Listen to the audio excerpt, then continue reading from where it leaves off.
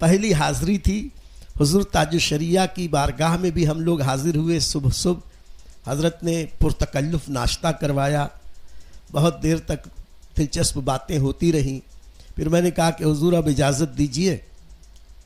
ये सुबह 9 साढ़े 9 बजे की बात होगी। मैंने कहा कि हुज़ूर इजाज़त दीजिए, अब मारहरा शरीफ जाना है। फरमाया कि खाना खा के जाइए, अभी कहाँ जाएंगे। मैंने कहा हुज़ूर नहीं, इजाज़त दीजिए हम जाएंगे, इजाज़त दीजिए हम जाएंगे। तो हज़रत ने फरमाया कि कहाँ पहुँचोगे। मैंने कहा हुज़ूर 100 किलोमीटर है, खुद की गाड़ी है, कार लेके आए हैं और अभी सुबह के 9 साढ़े 9 बजे हैं। तो हज़रत ने फरमाया फिर तो आपकी मर्ज़ी। हमने कहा बस हुज़ूर इजाज़त दीजिए, फिर इंशाअल्लाह आएंगे।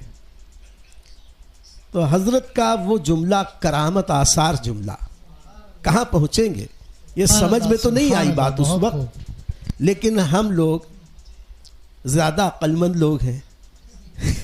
अल्लाह ज़्यादा अक्लमंदी से भी महफूज रखे।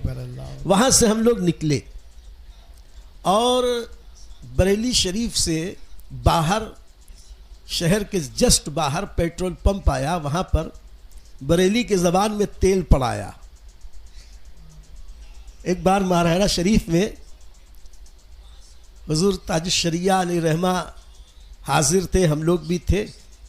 तो हुज़ूर अमीन मियाँ और हुज़ूर शारह बुखारी, हम लोग सब एक ही जगह बैठे हुए थे। तो हुज़ूर अमीन मियाँ ने पूछा कि हुज़ूर कब तशरीफ़ लाए। तो कहा कि इतने बजे निकला था, फिर रास्ते में फ़लाँ जगह तेल पड़ाया, फिर उसके बाद यहाँ आया। तो तेल पड़ाया का लफ्ज़ उस वक्त से जहन में है कि ये बरेली के मकामी ज़बान में पेट्रोल डलवाने के तेल पड़ाया कहते हैं। खैर, तो बरेली से निकलकर जैसे ही पहले पेट्रोल पंप पर हम लोगों ने पेट्रोल लेने के लिए एक गाड़ी खड़ी की, पेट्रोल भरा जा रहा था। मैं अपनी आदत के मुताबिक एक साहब से पूछने लगा, भाई कि बदायूं कितनी दूर है, और इशारा भी वहीं किया शहर के बाहर का। कहा कि यहाँ कहाँ बदायूं। मैंने कहा फिर कहाँ। अरे बोले तो आप लोग तो लखनऊ के रास्ते पर हैं। बोले फिर बदायूं का रास्ता कहाँ है। कहा कि पूरे शहर वापस जाओ, शहर वापस जाओ, पूरा शहर क्रॉस करके परली जानी, ये तो तुम उल्टी जानी भाग है।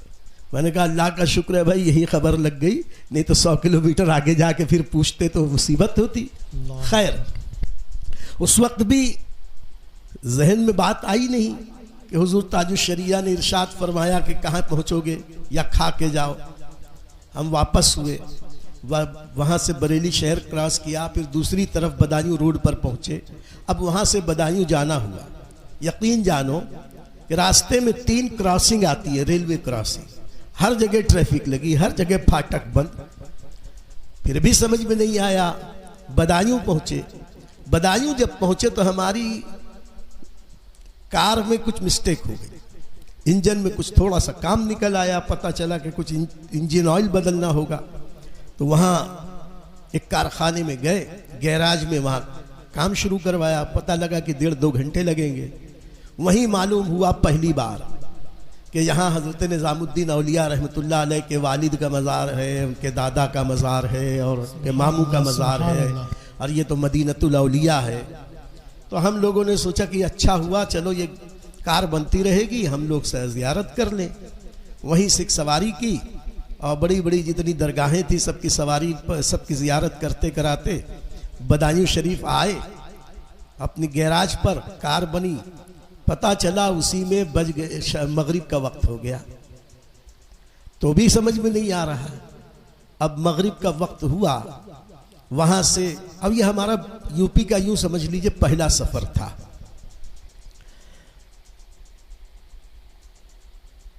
बदायूं से जब निकले शाम हो गई थी, फिर मगरिब एक जगह पढ़ी, फिर आगे बढ़े तो मालूम हुआ कि यहाँ एक मज़ार है हज़रत बड़ी सरकार का। तो बड़ी सरकार का मज़ार बदायूं के बाहर मारहरा रोड पर या कासगंज रोड पर है, नदी के पार। मज़ार पर हाज़िरी दी, वहाँ कुछ भूख लगी थी, खाना वाना खाया।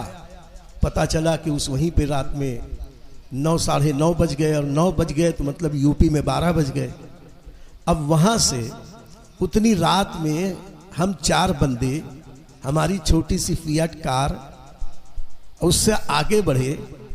कुछ किलोमीटर गए होंगे कि हमारी कार की लाइट गुल हो गई, बैटरी गायब, बिल्कुल अंधेरा। उस वक्त बदायूं से कासगंज तक जो रास्ता था वो बहुत छोटा सिंगल रोड, और वो भी उसके दाएं बाएं तराई थी, खाई थी, और ऐसा रास्ता था कि बिल्कुल अंधेरा, अंधेरी रात, उस पर रास्ते पर कोई बस्ती नहीं, लाइट नहीं, और हमारी कार में रोशनी नहीं, हमारी हेडलाइट बिल्कुल गुल। करें क्या? अब मैंने कहा भाई एक जगह खड़ी कर दो, अब तो घबरा गए, क्या करेंगे।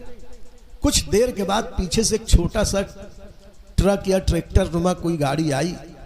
वो जब आगे बढ़ी तो भाई से हमने कहा कि इन्हीं के साथ पीछे पीछे आहिस्ता आहिस्ता चलो।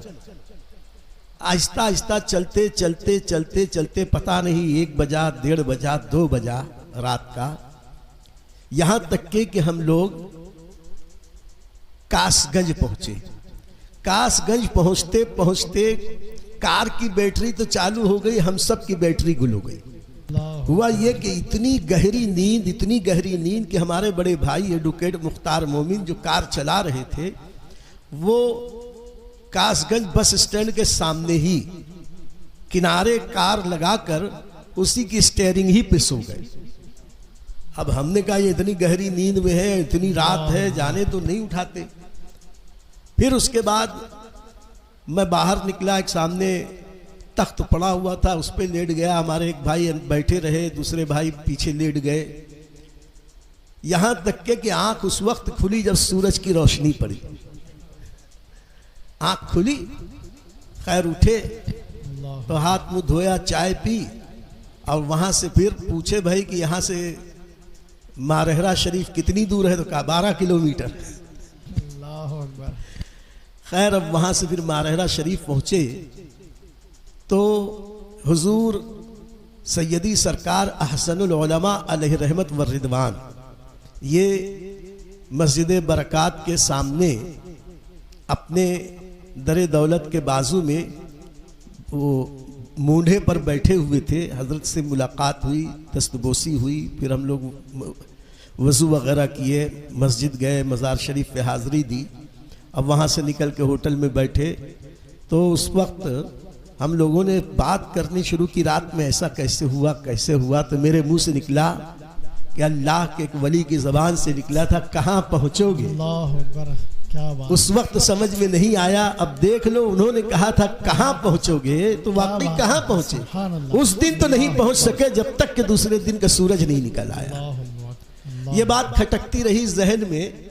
और फिर उसके चंद माह के बाद पहली बार हुजूर ताजुश्शरिया अलैहि रहमत व रिदवान भिवंडी तशरीफ लाए। हजरत का पहला सफर था, कोटर गेट मस्जिद में हजरत का प्रोग्राम था। मुंतज़मीन ने गुजारिश की, या यूं कहिए कि हुक्म फरमाया कि हजरत को आपके घर रोकना है। तो मैंने कहा इससे बढ़ के खुशनसीबी की बात क्या होगी। तो हमारे घर ही पर हजरत का क़याम रहा, पहली बार, दूसरी बार, तीसरी बार हजरत का क़याम गरीब के फ़कीर के गरीब खाने ही पर था। सुभान अल्लाह। तो मेरे घर में सीढ़ी के नीचे वज़ू खाने पर हजरत वज़ू फरमा रहे थे, मैं वज़ू करा रहा था। तो हजरत से मैंने कहा हुजूर वो पिछली बार मैं बरेली शरीफ हाजिर हुआ और आपसे इजाज़त चाहिए कि मारहरा शरीफ जाना है। तो हुजूर आपने फरमाया था कहाँ पहुँचोगे, खाना खा के जाओ। तो हमने आपकी बात नहीं मानी हुजूर, तो हमारे साथ ये हुआ, नहीं पहुँचे, दूसरे दिन पहुँचे। तो हजरत बहुत ज़ोर से मुस्कुराए, हंसे, बहुत ज़ोर से हंसे। हंसने के बाद कहा कोई बात नहीं। मैंने कहा हुजूर मैं माजरत चाहता हूँ, माफ़ी चाहता हूँ कि आपकी बात नहीं मानी। हजरत ने फरमाया कोई बात नहीं, कोई बात नहीं, अल्लाह सलामत रखे। तो हम लोगों के पास तो सही बात यह है, कुछ नहीं है, जो है इन बुजुर्गों की दुआएं ही हैं।